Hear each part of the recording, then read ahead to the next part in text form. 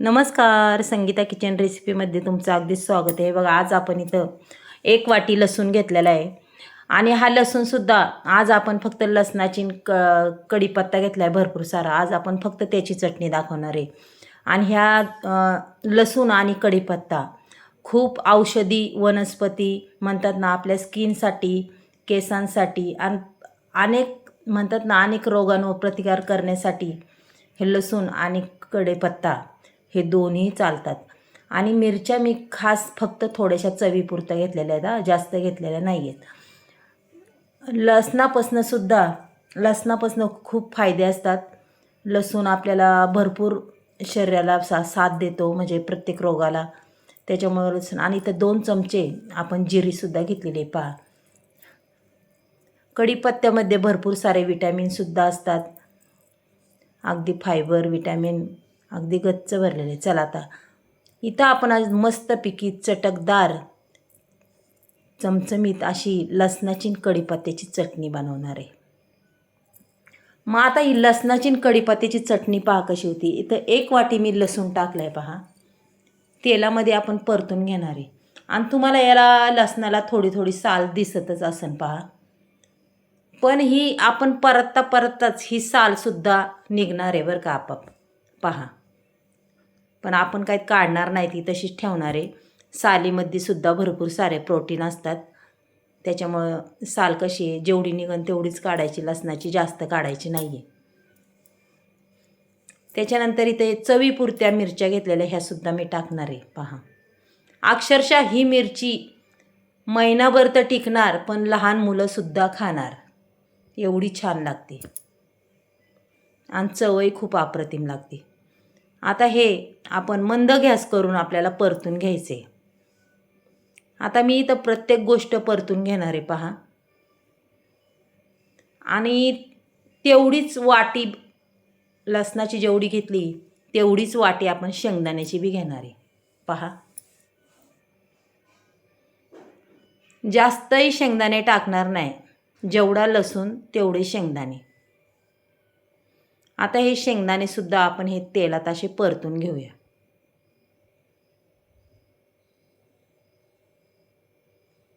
आपण जसं परतू तशा त्याची साल निघणार.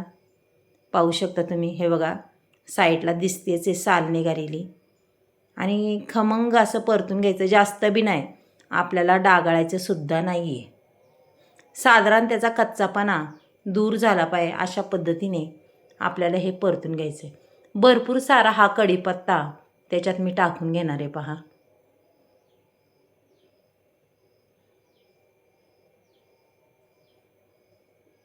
कढीपत्त्याने म्हणतात ना, कढीपत्ता पोटात गेला तरी खूप त्याच्यापासून फायदा येईल. कढीपत्ता खावा. आता हे सुद्धा चांगल्या पद्धतीने आपण परतून घेऊया मस्तपैकी. पहा,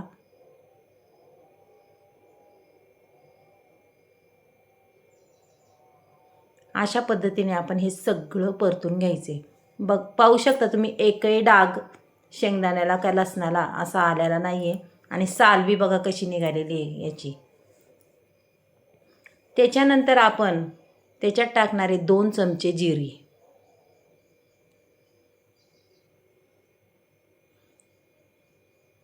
आता ही जिरीसुद्धा आपण हलवून घ्यायची बरं का.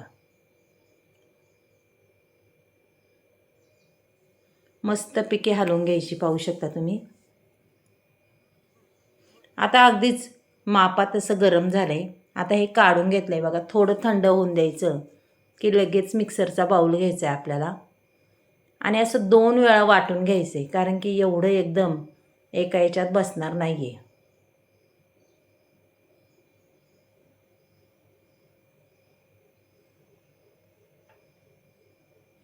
थोडं थोडं करून आपल्याला 2 वेळा वाटून घ्यायचे. पहा, याच्या आधी मी तुम्हाला भरपूर साऱ्या चटण्यांचे प्रकार दाखवलेत. आणि ही सुद्धा चटणी अगदी अफलातून लागते, चवेला बी खूप छान लागते. चला, आता एवढं वाटून घेऊया. तुम्हाला कसं वाटायचं आहे, जाड वाटायचं का बारीक वाटायचं? आपल्याला जास्त बारीकही नाही करायचं, जास्त जाडही नाही ठेवायचं बरं का. अशा पद्धतीने मी हे वाटून घेणार आहे. चला आता हा एक घाणा आपण वाटून घेऊया.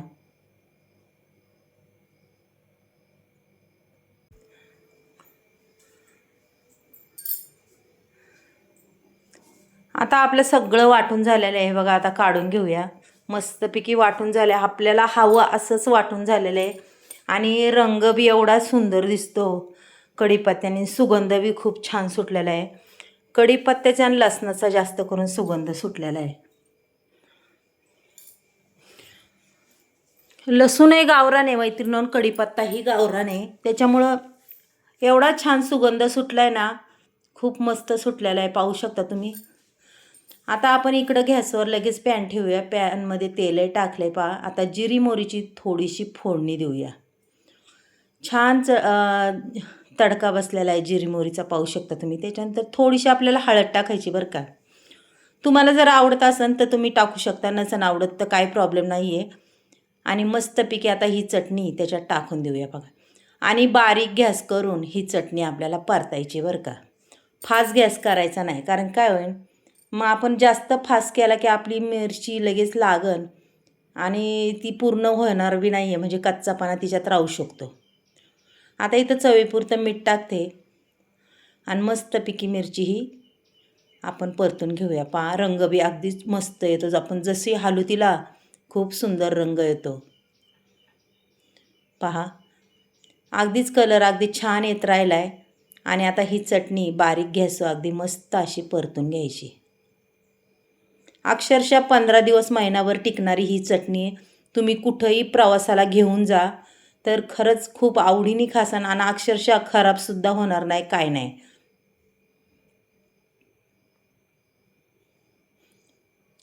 चटणी अगदी छान पद्धतीने ही परतत आलेली आहे, पाहू शकता. मस्तपैकी अगदी खरपूस, थोडी खरपूस थोडी वलसर अशी ही चटणी होणार आहे.